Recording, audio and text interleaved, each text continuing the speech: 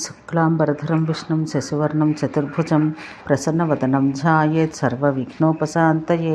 ప్రయాగ మహత్యం. సూతుని చల్లని పలుకులు విన్న మహామునులు, ఓ మహానుభావ, అవిముక్త క్షేత్రం యొక్క మహత్వం గురించి నీవు ఉన్నదున్నట్లుగా తెలిపితివి. ఓ సూతుడా, నీవు అన్ని విషయాలు తెలిసిన వాడవు. ఇక ఇప్పుడు ప్రయాగ క్షేత్రం యొక్క మహత్యం గురించి తెలుపుము. ఆ ప్రదేశంలో ఏ తీర్థములు శ్రేష్టములైనవి ప్రసిద్ధములైనవి కలవో వాటిని గురించి మాకు వివరించము అనగా వారితో సూతుడు ఇట్లు చెప్పెను. ఓ ఋషులారా, మీరందరూ వినడు. నేను ప్రయాగ క్షేత్రం యొక్క మహత్యంను విస్తారముగా చెప్పుదును. అక్కడ భగవంతుడగు బ్రహ్మ నివసించి ఉండును. మహాత్ముడైన ధర్మరాజు కొరకు మార్కండేయ మహాముని చేత ఏ ప్రకారంగా చెప్పబడిందో దాన్ని నేను మీకు తెలియజెబుతాను. తమ దాయాదులైన కౌరవులందరినీ యుద్ధంలో చంపి యుధిష్ఠిరుడు తన సోదరులతో కూడా గొప్ప శోకంతో కూడిన వాడై మోహము పొందెను. తర్వాత కొద్ది కాలమునకు గొప్ప తపశ్శక్తి కలిగిన మార్కండేయుడు హస్తినాపురానికి విచ్చేసి రాజద్వారం వద్ద నిలిచి ఉండెను. ఆ మునిని చూసి ద్వారపాలుడు ఆ వృత్తాంతం శీఘ్రంగా రాజుకు చెప్పెను. వెంటనే ధర్మరాజు శీఘ్రంగా ద్వారం వద్దకు వచ్చి, ఓ మహాముని, మా భవన ద్వారానికి విచ్చేసిన మీకు స్వాగతం అని పలికెను. ఈనాడు నా జన్మ సార్థకమైంది. నేడు నా వంశం పవిత్రం చేయబడింది. ఓ మునీశ్వర, నీవు సంతోషించినప్పుడు నా పితృదేవతలు ఇప్పుడు తృప్తులైనారు అని పలికి యుధిష్ఠిరుడు ఆ మునికి స్వాగత సత్కారాలు ఏర్పాటు చేసి సింహాసనంపై కూర్చుండబెట్టి పాదములు కడిగి అర్ఘ్యముడు మొదలైన వాటితో పూజించెను. కుశల ప్రశ్నలు అడిగిన పిదప మార్కండేయుడు, పండితుడవైన ధర్మజ, అన్నీ తెలిసి కూడా నీవెందుకు మోహం చెందుతున్నావు అని ధర్మరాజును అడిగాడు. తర్వాత రాజుకు ధర్మరాజు తల వంచి నమస్కరించి ఇట్లా పలికెను. మునీశ్వర, ఏ ఉపాయంతో నేను పాపం నుంచి విముక్తుడనగుదునో సంగ్రహంగా తెలుపుము. గడిచిన యుద్ధంలో నా చేత కౌరవుల చేత కూడా నిరపరాధులైన చాలామంది మనుషులు చంపబడినారు. ఓ మునిశ్రేష్ఠ, దానికి పాప నివృత్తి గురించి తెలుపుము. హింస నుండి పుట్టినది, పూర్వజన్మములందు చేయబడినది అగు పాపం నుండి ఏ ఉపాయంతో విముక్తులమగుదము దాన్ని మాకు నీవు తెలియజేయవలను అని ప్రశ్నించగా మార్కండేయుడు ఇట్లా చెప్పాను. మహాభాగుడవైన ఓ రాజా, నీవు అడుగుచున్న దాని గురించి చెప్పేదను వినుము. ప్రయాగ క్షేత్రానికి వెళ్ళట శ్రేష్టమైనది. అది పాపాలను నశింపచేయును. ఓ రాజా, ఆ ప్రయాగలో మహాదేవుడకు శివుడు పూర్వం నివసించను. భగవంతుడకు బ్రహ్మదేవుడు స్వయంభువు దేవతలతో సహా అక్కడ నిలిచి ఉన్నాడు అని చెప్పగా ధర్మరాజు తిరిగి, మహాత్మా, ప్రయాగ క్షేత్రానికి వెళ్ళినందుకు ఫలం వినగోరుచున్నాను. అక్కడ మరణించిన వారికి గతి ఏమిటి? స్నానం చేసిన వారికి ఏ ఫలం కలదు? ప్రయాగ క్షేత్రంలో ఎవరు నివసించరో వారికి ఎటువంటి ఫలం కలుగును? నీకు తెలిసిన ఈ విషయం నాకు తెలుపుము. నీకు నమస్కారమని మరలా ప్రశ్నించను. అతనికి మార్కండేయముని తిరిగి ఇట్లు చెప్ప మొదలుపెట్టను. కుమారా, పూర్వకాలంలో మహర్షుల చేత చెప్పుచుండగా నేను వింటిని. దాన్నే నీకు చెబుతున్నాను, వినుము. ప్రయాగలో స్నానం చేయడం వలన కలుగు ఫలాన్ని నేను మీకు చెప్పగలను. ఇది ప్రజాపతి యొక్క క్షేత్రంగా 3 లోకముల యందు ప్రసిద్ధమై ఉంది. ఇక్కడ స్నానం చేసిన వారు మరణించిన తర్వాత పునర్జన్మ లేని వారుగా ఉత్తమ గతిని పొందుతారు. అక్కడ బ్రహ్మ మొదలగు దేవతలందరూ కూడి ఉండి రక్షణ భారం వహింతురు. సమస్త పాపాలు నశింపచేయనట్టు ఇతర తీర్థస్థలాలు ఇంకను చాలా ప్రయాగ తీర్థం యొక్క ప్రశస్తిని ఇక్కడ సంగ్రహంగా తెలియజేయగలను. 60,000 ధనుస్సులు గంగానదిని కాపాడుతున్నాయి. 7 అశ్వాలు వాహనాలుగా కలిగిన సూర్యుడు ఎప్పుడూ యమునా నదిని రక్షిస్తున్నాడు. ప్రయాగ క్షేత్రంలో ప్రత్యేకంగా ఇంద్రుడు స్వయంగా నివసిస్తున్నాడు. సమస్త దేవతలతో అధిష్ఠించబడిన మండలాన్ని విష్ణువు కాపాడుతున్నాడు. శూలం చేతి ధరించిన మహేశ్వరుడు అక్కడ మర్రి చెట్టును ఎల్లప్పుడూ కాపాడును. సమస్త పాపాలు నశింపచేయ మంగళకరమైన తీర్థస్థలమును దేవతలు రక్షించుచుందురు. తమ కర్మ సంబంధం చేత ఆవరించబడిన జనులు ఆ స్థానం పొందజాలరు. ఓ రాజా, చిన్నదైన పాపమైనా కొంచెం మిగిలి ఉన్నప్పటికీ ప్రయాగ క్షేత్రాన్ని మనసులో స్మరించిన వానికి, ఆ తీర్థం చూచిన వానికి దాని యొక్క నామం కీర్తించినందుచేతనే ఆ నరుని పాపలేశం పూర్తిగా నశించును. ఓ రాజా, 5 కుండముల మధ్యలో గంగానది ప్రవహించే చోట ఆ ప్రదేశంలోని మృత్తికను లేపనం చేసుకుంట వల్ల కూడా మనుషుడు పాపాల నుంచి విడుదల చెందును. ప్రయాగ క్షేత్రాన్ని ప్రవేశించే మనుష్యుని యొక్క పాపాలు ఆ క్షణంలోనే నశించును. 1000 యోజనాల దూరంలో నుండి కూడా ఏ మనుజుడు గంగానదిని స్మరించునో అట్టివాడు పాపకర్మలు చేసిన వాడైనను ఉత్తమమైన పుణ్యగతిని పొందును. గంగను కీర్తించటం వలన పాపం నుండి దూరుడగును, దాన్ని చూసి శుభములు పొందును. ఆ గంగలో ఆచమనం చేసి దేవలోకంలో పూజించబడును. ఓ రాజా, రోగగ్రస్తుడు కానీ దీనుడు కానీ కోపమునకు వశమైన వాడు కానీ అగు నరుడు పూర్వోక్త ఫలం పొందును. ఆ ప్రయాగం తమ పితృదేవతలను తరింపచేయినది, అన్ని పాపాలు నశింపచేయినది కూడా. ప్రయాగంలో నివాసముండువారు సంసారమనే సముద్రాన్ని దాటగలుగుదరు. గంగా యమునల సంగమ ప్రదేశం చేరి ప్రయత్నపూర్వకంగా ప్రాణాలు విడిస్తే తాను కోరుకున్న కోరికలు పొందునని మునిశ్రేష్ఠులు తెలుపుతున్నారు. తన పూర్వజన్మను స్మరించుకున్నంత వరకు స్వర్గంలో పూజించబడను. కర్మఫలం క్షీణించిన మనుషుడు ఆ స్వర్గం నుండి జారిన వాడై బంగారము రత్నములు నిండుగా గల సంపన్నమైన వంశంలో జన్మించను. మరలా ఆ పుణ్యతీర్థంని స్మరించి దానివల్ల మరలా అక్కడికి చేరుకొనను. ఈ దేశంలో కానీ అడవిలో కానీ పరదేశంలో కానీ తన ఇంటిలో కానీ ప్రయాగ క్షేత్రాన్ని స్మరిస్తూ ఎవడు తన ప్రాణాలు విడిచినో వాడు బ్రహ్మలోకం చేరుకొనని మునిశ్రేష్ఠులు చెబుతున్నారు. తర్వాత స్వర్గం నుండి తొలగి జంబూద్వీపానికి ప్రభువు కాగలడు. తర్వాత మంగళకరమైన కార్యాన్ని గురించి మరల ఆలోచించేవాడై గుణవంతుడు శీలం కలవాడుగా ఆగునని పెద్దవాళ్ళ వలన వినుచున్నాము. గంగా యమున నదుల మధ్య భాగంలో అన్నదానం చేసిన వాడు బంగారం లేదా ముత్యము మరి ఏదేని వస్తువునిచ్చినో తన పని సందర్భమున కానీ మరణించిన తల్లిదండ్రుల కర్మల సమయాన కానీ తీర్థస్థలంలో ఏ మనుషుడు పూజించినో అతనికి దాని ఫలం అనుభవించినంత కాలము తీర్థస్థల పుణ్యం లభించదు, అది నిరర్ధక మగను. అందువల్ల తీర్థస్థలంలో దేవతా మందిరాలలో పుణ్యస్థలాల్లో అన్ని నిమిత్తముల యందు దానము స్వీకరించకూడదు. బ్రాహ్మణుడు ఈ విషయంలో అప్రమత్తుడుగా ఉండాలి. కపిల వర్ణము పాటల వర్ణము నలుపు కలిగిన ఆవును, బంగారు కొమ్మలు కలదాన్ని, వెండి గిట్టలు కలదాన్ని, వెడల్పు చెవులు కలది, బాగుగా పాలిచ్చున్నది అగు ఆవును ఎవడు దానం చేయుదురో దానికి ఎన్ని రోమములుండునో అన్ని వేల సంవత్సరాల కాలం అట్టి దాత రుద్రలోకంలో పూజలు అందుకొనుచుండును.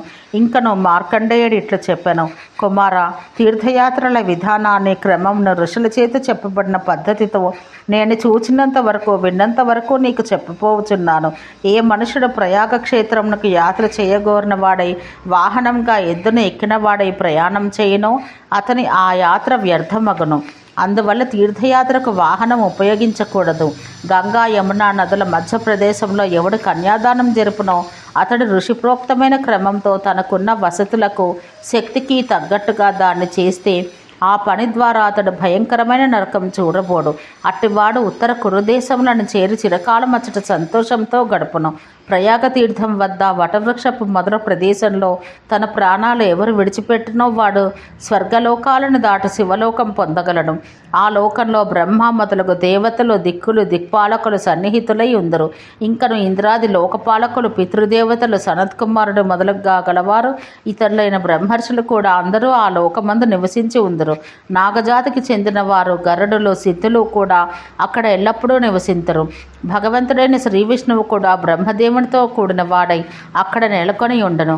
గంగా యమున నదుల మధ్య ప్రదేశం భూమి యొక్క నడుము ప్రదేశంగా తలచబడుచున్నది.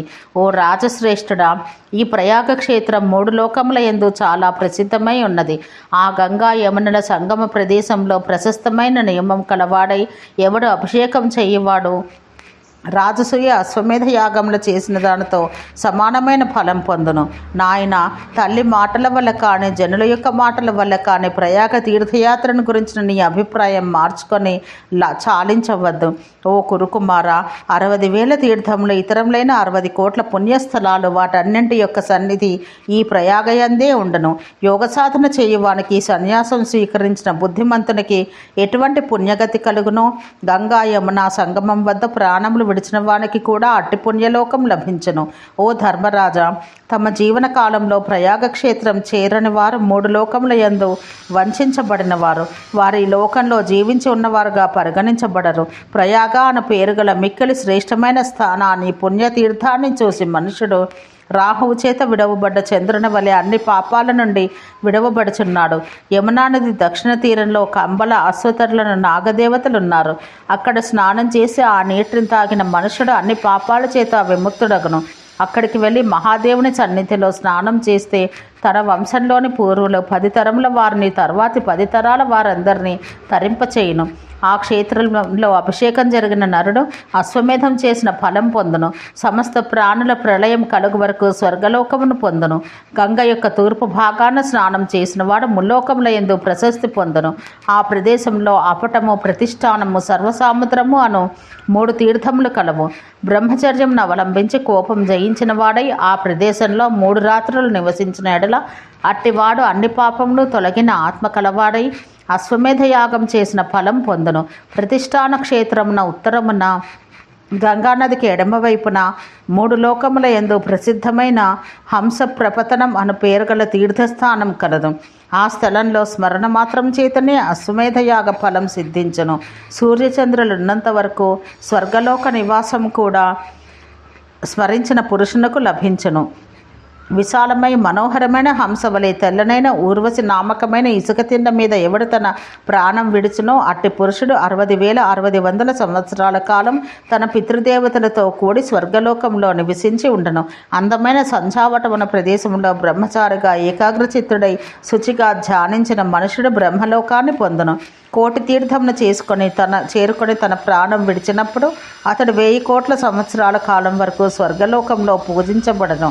అనేక పుణ్యతీర్థాలతో తపోవనాలతో కూడి ఉన్న ప్రశస్తమైన గంగానది ప్రవహించుచుండు ఆ ప్రదేశం సిద్ధక్షేత్రంగా పరిగణించబడను. ఆ గంగ భూమి మీద మనుషులను, పాతాళ లోకంలో నాగజాతీయులను, ఆకాశంలో దేవతలను తరింపచేయుచున్నది. అందువల్లనే గంగ త్రిపదగా అని పేర్కొనబడుచున్నది.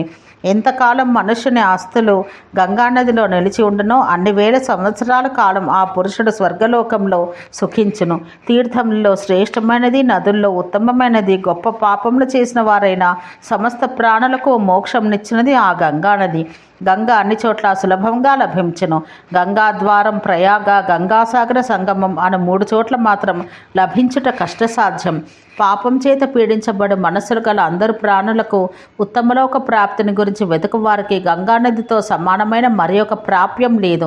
పవిత్రములైన వాటిలో మిక్కిలి పవిత్రం, శుభకరములలో మిక్కిలి శుభమైనది, మహేశ్వరుని శిరస్సు నుండి జారిపడినది, అన్ని పాపాలు తొలగించినది మంగళరూప గంగానది. కృతయుగంలో నైమిసారణ్యం పుణ్యతీర్థం, త్రేతాయుగంలో పుష్కర తీర్థం, ద్వాపరంలో కురుక్షేత్రం మిక్కిలి పవిత్రములైనవి. కలియుగంలో గంగానది విశిష్టమైనది. ప్రయాగ క్షేత్రంలో ప్రత్యేకంగా గంగానదిని సేవింతురు. ఓ రాజా, క్రూరమైన కలియుగంలో దానికంటే ఇతరమైన మరి ఒక ఔషధం లేదు. కోరికతో కానీ కోరిక లేకుండా కానీ ఎవడైతే గంగానది యందు తన ప్రాణములు విడుచునో అట్టివాడు స్వర్గలోకమున జీవించును. 60,000 తీర్థస్థలంలో 60,000 పుణ్యతీర్థములను గురించి గంగా, యమున నదుల సంగమ స్థలమందు జనులు మాఘమాసంలో వెళ్ళెదురు. 1,00,000 గోవులను చక్కగా విధి ప్రకారం దానం చేసిన దానికి ఏ ఫలం కలదో మాఘమాసంలో ప్రయాగ క్షేత్రంలో 3 రోజులు స్నానం చేసిన వానికి ఆ ఫలం కలుగును. గంగా, యమున నదుల మధ్య భాగంలో కరీషాగ్నిని సంపాదించాలి. అంగవైకల్యం లేనివాడు, రోగం లేనివాడు, 5 ఇంద్రియాలతో కూడి ఉన్నవాడు, అతని శరీర అవయవాల యందు ఎన్ని రోమకూపాలున్నాయో అన్ని వేల సంవత్సరాల కాలం ఆ మనుష్యుడు స్వర్గలోకంలో సుఖంగా జీవించును. తర్వాత స్వర్గం నుండి కిందికి వచ్చి జంబూద్వీపానికి ప్రభువగును. అతడు అనేకములైన భోగాలను చిరకాలం అనుభవించి మరలా ఆ తీర్థస్థలం చేరుకొనను. లోకంలో మిక్కిలి ప్రఖ్యాతమైన గంగా, యమునల సంగమ ప్రదేశంలో మునిగి స్నానం చేయవాడు చంద్రుడు రాహుగ్రహణం నుండి విముక్తుడైనట్టు అన్ని పాపాల చేత విడవబడను. అతడు మరణానంతరం సోమలోకం చేరి అక్కడ 60,000 సంవత్సరాలు మరియు 6,000 సంవత్సరాల కాలం సోమునితో కూడా సంతోషంగా కాలం గడుపును. తర్వాత అతడు మునులచే, గంధర్వుల చేత సేవించబడి స్వర్గలోకం పొందును. అక్కడ కొంతకాలం ఉండి భూలోకంలో మరల సమృద్ధమైన వంశంలో జన్మించును. ఓ రాజా, అక్కడి నుంచి తొలగిన మనుషుడు నిత్యాగ్నిహోత్రి కాగలడు. భూమిపై బహుళమైన సుఖాలు అనుభవించి మరల అదే తీర్థస్థలము చేరుకొను. యమునా నదికి ఉత్తర తీరంలో ప్రయాగ క్షేత్రానికి దక్షిణ భాగంలో రుణ ప్రమోచనమున పేరుగల శ్రేష్టమైన తీర్థస్థలం కలదు. అక్కడ స్నానం చేసి ఒక్క రాత్రి నిద్రించినట్లయితే స్వర్గలోకాన్ని పొందును. అన్ని విధాల రుణముల నుండి విముక్తుడై శాశ్వతంగా రుణహీనుడగును. సూర్యభగవానుని పుత్రిక ముల్లోకములందు ప్రసిద్ధయగు మహాత్మురాలైన యమునా నది ఆ ప్రయాగలో గంగానదితో సమాగమం పొందుతున్నది. ఏ మార్గం ద్వారా గంగానది ప్రవహిస్తున్నదో అదే మార్గంలో 1000 యోజనాల దూరం యమునా నది ప్రవహిస్తున్నది. ఆ యమునా నది ఎక్కడ ప్రవహించినో అక్కడ స్నానం చేసి దాని జలం తాగి మనుషుడు అన్ని పాపాల నుంచి దూరుడై తన వంశము 7 తరముల వరకు పవిత్రం చేయును. యమునా నది దక్షిణ తీరంలో అగ్నితీర్థం అని పేరు గల పుణ్యస్థలం కలదు. అక్కడ ప్రాణములు విడిచిన మనుషుడు ఉత్తమ లోకం పొందును.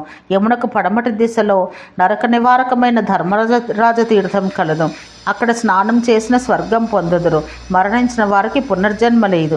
కృష్ణపక్షంలో చతుర్దశి నాడు స్నానం చేసి పరిశుద్ధుడై యమధర్మరాజును తృప్తి పొందించినట్లా మహాపాపాల నుండి కూడా విముక్తుడగు అనటంలో సందేహం లేదు. 10,000 పుణ్యతీర్థాలు ఇతరములైన 10 కోట్ల సంఖ్య గల తీర్థంలో ప్రయాగ క్షేత్రంలో నిలిచి ఉన్నవని విద్వాంసులు చెప్పుదురు.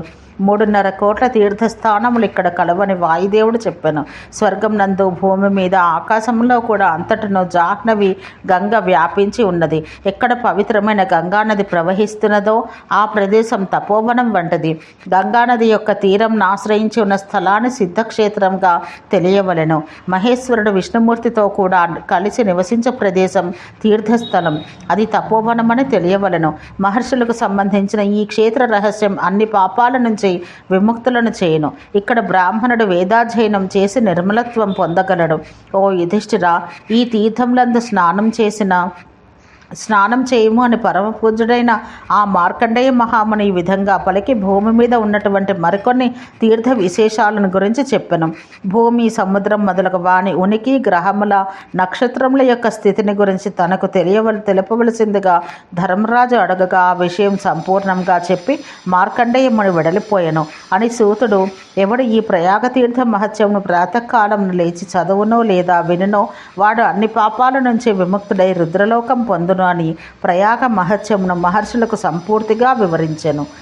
ఓం శాంతి శాంతి శాంతి.